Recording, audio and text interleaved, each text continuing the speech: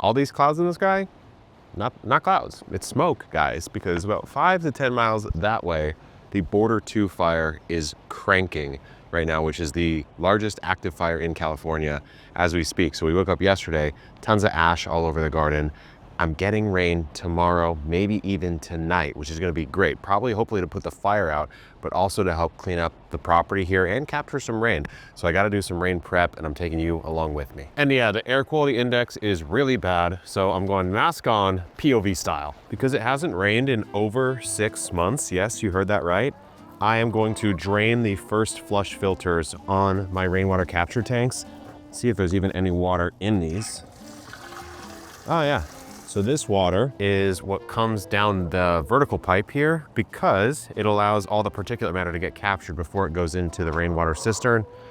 So I'm gonna toss some of this into the garden somewhere, make use of it. Not like I'll need to because it's gonna rain hopefully about a ½ inch in about 12 hours or so, but we might as well use it. I'm gonna do the same thing on this one, but this one has an extended pipe that actually runs out to the craziest, messiest part of my garden that I never show you guys, which is the woodshed back here. Then you gotta clean out what's called the leaf filter. So this up here is what prevents all this large particulate matter from falling into the system at all. If you don't clean it off, it ends up shunting the water off and kind of throwing it out here, which of course we want it down these 2 pipes. They just need a good hose down. So the tanks are done, they're ready to accept some more rain, but every time it rains here, when it hasn't rained in a while, I just have to go audit everything in the garden because like wheelbarrows will be left up, all that kind of stuff. But I also finally get to get rid of this janky wheelbarrow because we got something in the mail. It is finally time to say goodbye to this wheelbarrow I've had since basically the beginning of this homestead.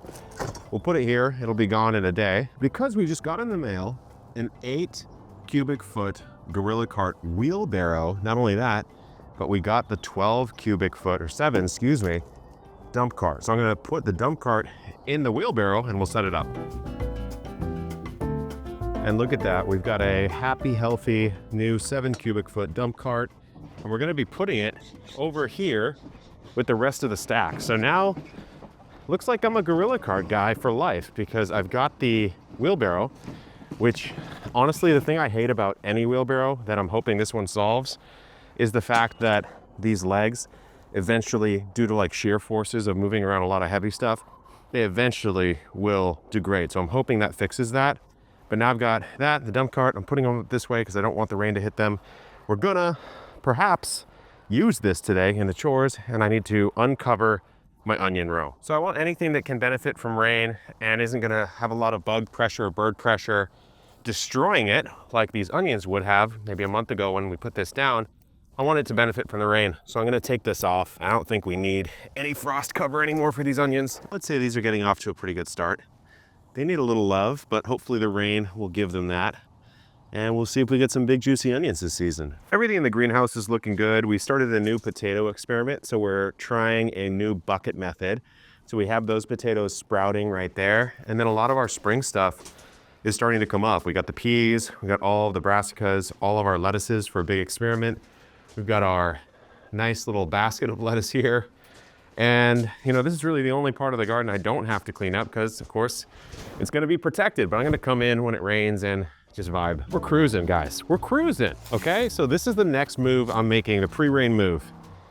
Wildflower mix. This is a sleeper tip, especially if you're someone like me who does not get rain very consistently, then this is the key. So what I'm gonna do is go around and prep a couple areas that I think could just be spruced up. Remember, I'm focusing on beauty this year in the garden. And like, for example, this spot right there, right in front of the chicken coop, put a pollinator mix right there. We're gonna clean the ground out, sprinkle it, let the rain handle it, not stress about if we've prepped the soil perfectly. Some of them will come up. So this one, the Precious Pollinators mix, it has sunflower, borage, zinnia, cosmos, red clover, milkweed, purple coneflower, marigold, landsleaf, coreopsis, scarlet sage, phacelia, dill, lemon bee balm, and smooth aster. Shake it up. We have no filler in these. Some companies put filler, we do not. So it's like literally all straight up seed. Healthy little sprinkle here. You know the hens are like, I want to eat this right now. Don't worry, girls. I'm sure you'll be eating it. in a couple months. I'm just gonna rake the mulch right back over this and trust that we're gonna get some germination. And you know what, since they're so patient, here you go. I'll give you some grubbies. Look at this. Eating it off of Wednesday's back. She's buried in it. She's been like by far the most hungry hen that we've ever had. Look at that. We got a news copter going after the fire news right now. Heading right out there. Artichoke patch probably needs a little spruce up in this area right here. This is where we used to have our green stock vertical gardens as well as a raised bed that we removed. So I'm gonna do the same wildflower sprinkle right here. We got a bunch of debris from like pruning trees, tools, bags of soil. It's one of those things that like you can never get a handle on, I feel. So I'm gonna run around for a while and just pick some stuff up. Okay, I think we've cleaned the garden up enough. I'm gonna check in with you guys when it rains either tonight or tomorrow. And there it is, that sweet rain we've been waiting for half a year. We're capturing right here. Little lavender, you enjoying the rain? Huh? What do you think? What do you think? That's my favorite thing about nasturtiums, is they capture droplets. Of course, we gotta feel the greenhouse out.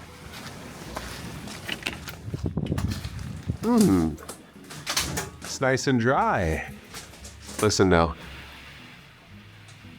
Oh yeah, that's what I'm talking about. Give the strawberries a quarter turn. Oh, it's a new day. Now I gotta get back inside. Look at this. Oh, new room? I'd say the rain prep went pretty well. I actually just woke up. I wore a rain jacket, but we have boxers on underneath. So I'm going back to sleep, guys. Good luck in the garden and keep on growing.